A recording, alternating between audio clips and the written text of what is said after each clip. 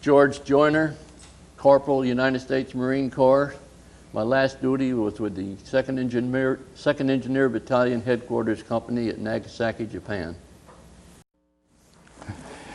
Today is July 22nd, 2004. My name is Jim Burns.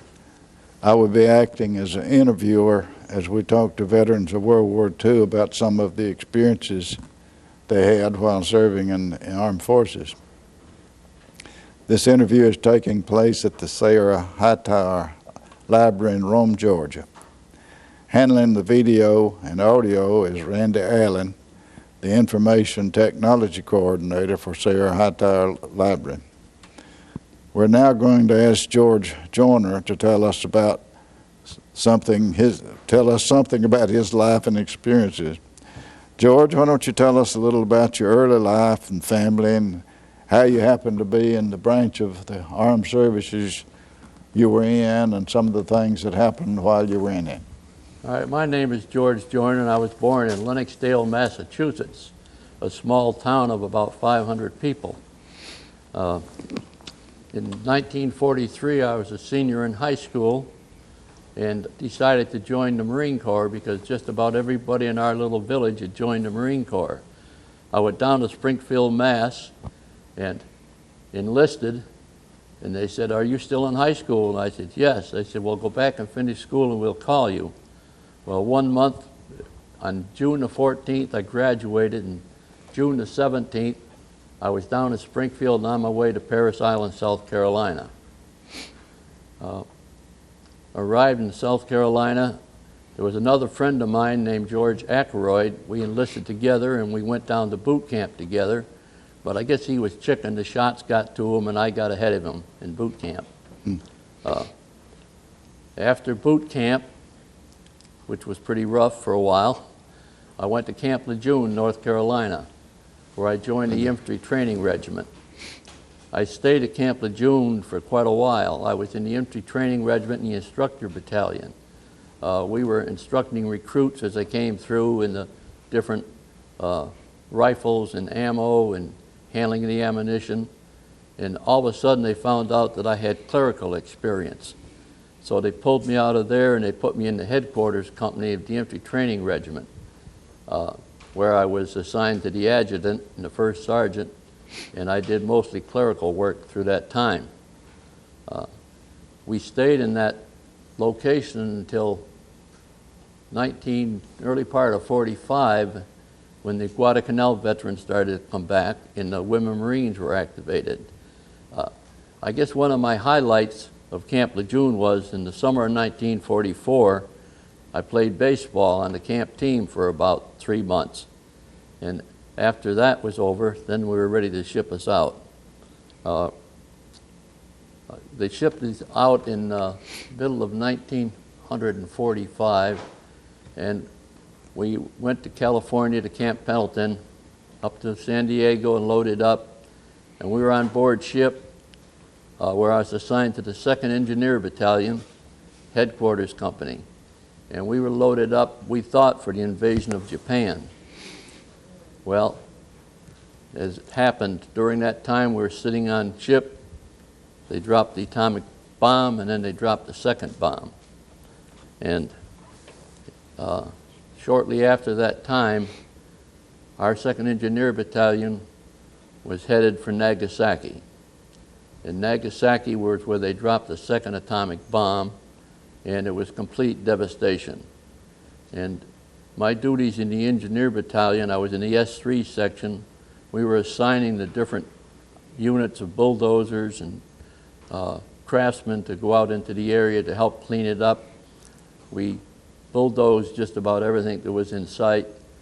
We tested all the water points, made sure the water was satisfactory to drink. We restored the power lines, and we just about a complete restoration of the city of Nagasaki.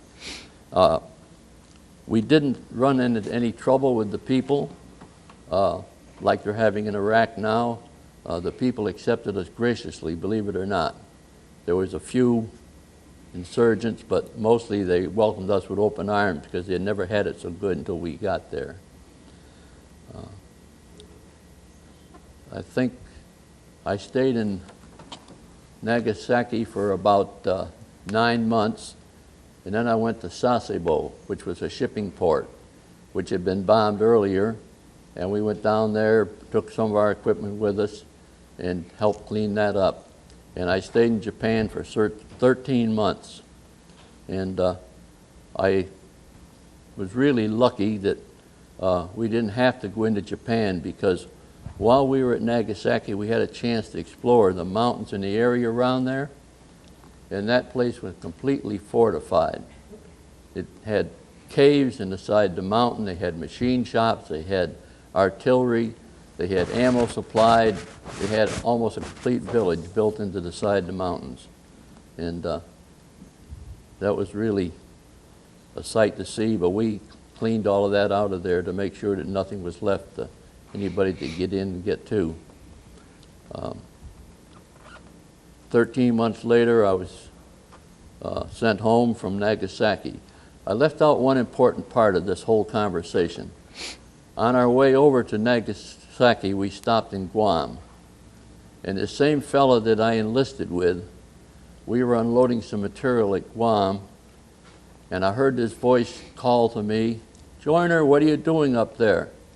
And I looked down, and there was George Ackroyd, the friend of mine from high school that I enlisted with. He said to me, "George, got any cigars on board?" I said, "Sure, I think we have." So he says, "Here." He gave me $20. He says, "Get me a box of cigars, and I'll meet you in the morning." Well, lo and behold, during the night, we took off. We were gone. And we were sitting outside in the water outside of Japan. But the funny part about this whole story is when I was discharged, he got discharged about 3 months before I did. And when my father came down to get me a train, he was with me. I stepped off the train at my hometown, and he opened up his hand. He says, "Where's my $20?" So all in all, I had a pretty good time in the Marine Corps. I was one of the lucky ones. I did not have to go into combat. The devastation at Nagasaki was a learning lesson, and it made me appreciate the United States of America very much. Well, were there any memorable experiences along the way in boot camp, or anything particular you remember about boot camp? Any funny things or I can remember odd things? I can remember quite a few about boot camp, because you always have one character in your platoon that's going to goof up, and you're all going to suffer. And this was about 2 o'clock in the morning, and the drill instructor caught one of our boys outside. He got the whole platoon up, and we were all, back in those days, you went in your bunk with just your skivvy drawers. And I said, he said, "Okay, hit the deck." We all hit the deck. He says, "Get your packs and your rifles. No clothes." And we said, on the ground, on the deck. And we had to crawl all around under all of our bunks in the prone position, just because of one goof up of one person. And I guess the other most memorial thing about that is the famous march through the swamp, which they don't do anymore. And that was quite I'm kind of short. It wasn't too bad for the 6-footers, but I had water up to my chest. You're walking through there with full pack, but that's one of the things that they've omitted from boot camp now. At Camp Lejeune, I arrived there in November, and in December of 1943, we had 10 inches of snow at Camp Lejeune, and it just about shut the whole place down. Some other pretty highlights was, don't know how many people remember Angelo Bertelli. He was a pro football player. He came through our outfit, and while I was playing baseball, I had an occasion to play against Ted Williams for 2 innings. And I had some good times at Camp Lejeune. And I was real fortunate that my time spent there, I was in headquarters company. I was a real good friend of the cook, so I ate good. You were on the baseball team in 1944 at Lejeune. 44, yeah. after we get off camera, I want to talk to you about that a little bit. I remember that baseball team. Well, the way I got on it is when the regular shortstop got hurt, and we had battalion teams, and I got to go over and play a couple of games with him until he recovered. So it was pretty interesting. Do you remember, by any chance, when y'all were playing for the championship, and you had a big steak supper after the game in Area 3 Mess Hall, and complete with a few beers? I didn't get to go to that. Oh, okay. I played just a couple of games for him until he came back, and then I had to go back to my own duty. But I do know that they had a Cracker Jack baseball team. Yeah, they did. What other thing stands out in your mind? Well, I guess in Japan, the way of life and the culture, which was so much different from ours, that the people were polite, and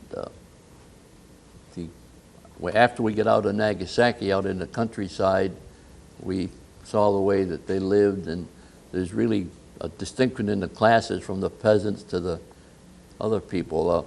One of the experiences we had, we met one of our interpreters, and we were invited to her house, and her father used to be a coal broker for coal mines, and he had his house fixed up in two segments. One was eastern and one was western.